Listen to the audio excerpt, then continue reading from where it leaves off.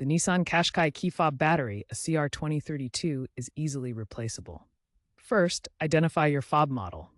Older models have visible seams, while newer ones might require twisting at the key blade end. Use a small screwdriver or plastic key fob opener to gently pry open the case. Avoid forcing it to prevent damage. Remove the old battery, noting the positive side's orientation. It's usually marked or facing up. Insert the new CR2032 battery with the positive side up. Align and snap the case back together. Test by locking or unlocking your car from a distance. If it doesn't work, try resyncing by inserting the key, turning the ignition to on without starting the engine, and pressing the lock button. Always wear gloves to avoid transferring oils to the battery contacts. Ensure you use a CR2032 battery. Incorrect types can cause malfunctions.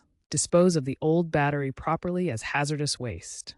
While newer Qashqai models, 2023 Plus, feature more energy-efficient fobs with potentially longer battery life, 2 to 3 years, battery replacement remains relevant. Trends are shifting towards digital keys via smartphone apps, but physical fobs are still standard for reliability. By 2030, traditional coin cell fobs may decline as digital keys become mainstream.